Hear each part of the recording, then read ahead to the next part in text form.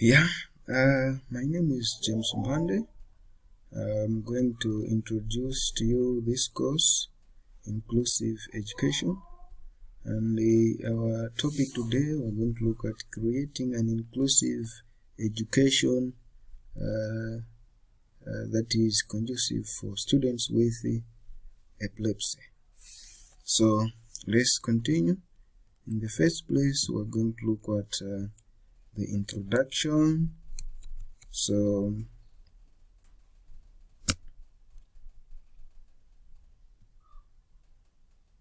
let us first of all define epilepsy. So according to Chauvin 2011, epilepsy is a neurological condition that causes unprovoked recurrent seizures. So we can see that so we have some people or some students in our schools that will have such conditions, and those conditions are just unprovoked. So there is a sudden rush of abnormal electrical activity in one's brain or in a brain of a particular student.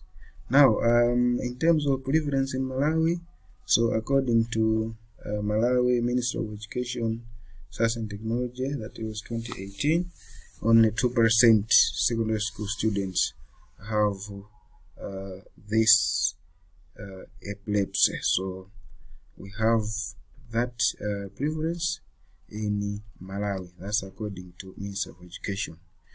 Why should we include the inclusive education? So UNESCO highlights the following reasons. In the first place, equity ensures equal access to education by all students, including the disabled. So here, in other words, we are looking at this word equity, of which it is telling us that all the students, including those who are disabled, are included or have access to education. And then secondly, in terms of academic performance, so it ensures that all the disabled students achieve their academic goal. And then it means that their real life preparation there is being included. So it prepares disabled for inclusive society. So there we have society there. And then we also have breaking stigma and stereotypes. So inclusive education helps to break that type of stigmatization amongst the students, and it also promotes teaching approaches. What about types of seizures? So in terms of types, we have number one, we have what we call the generalized seizures. These affect the whole brain. And then we have focal seizures, and only just one part of the brain is affected. And then we have the partial seizures. We are going to look into distinction between the two. And then we have tonic seizures or tonic-clonic seizures. Now, however, we can see that it is very, very difficult to recognize the mild seizures. Some seizures are mild, some are excessive, so very difficult for us to recognize the seizures. And then sometimes it might just last for a few minutes, so few minutes, and then one may return awake while it happens. So that's what we should know amongst the students. And then it may also last from a few seconds to several minutes and cause confusion. So when it lasts for several minutes, then that particular student may be confused. Afterwards, one may not have memory just because of what has just happened. However, currently there is no cure for epilepsy, but it can be managed with medications and other strategies. Right? Let us look at the signs and symptoms. So in terms of signs and symptoms, we have the sudden loss of consciousness, and then we have convulsions and shaking. I know that we have already appreciated about this loss of consciousness, where we see that when there is a sudden recursion, then that particular person or student will lose memory there. Yeah, so we have shaking, and then we have the staring or blank expression. So you find that the student will just look at you straight, and then confusion or disorientation. So you have ever expressed some students or any person who looks like he's confused. So just know that maybe that particular person has seizures. And then apart from that, we have also sleepness. So you find that they might be sleeping anyhow. And then let us look at the causes of epilepsy. So according to Hanajas 1996, traumatic brain injury is the first cause of epilepsy. So trauma in the brain, when there is an injury, then epilepsy might arise. So the incidence of epilepsy after craniocerebral trauma has been extensively studied in military cohorts since World War I. And then we have heredity and eugenics. So here we also see that some people or some children can inherit. So according to the explanation, it says epilepsy was inherited by Mendelian mechanism in a recessive manner.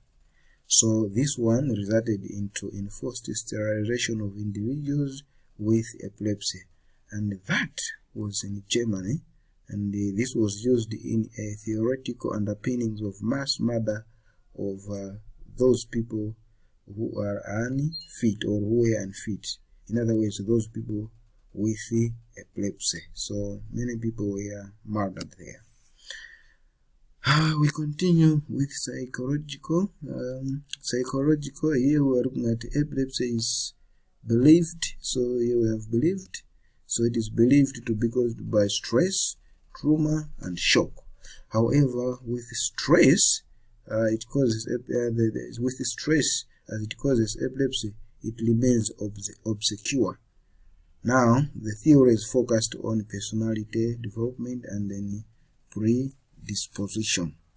Let us look at, according to Chauvin 2011, auto-intoxication as one of the causes. So, according to this theory, epileptic seizures were caused by toxins produced within the person's own body. So, most of them believed that these toxins arose in the bowel, either through fermentation or from bacteria.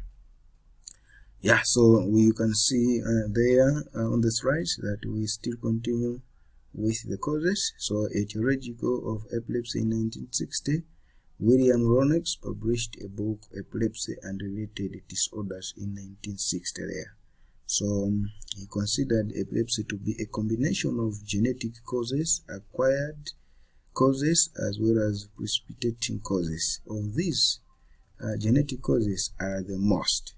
So, amongst these, we have the genetic causes, which are the most. And then he also believed that nature outnumbers nurture.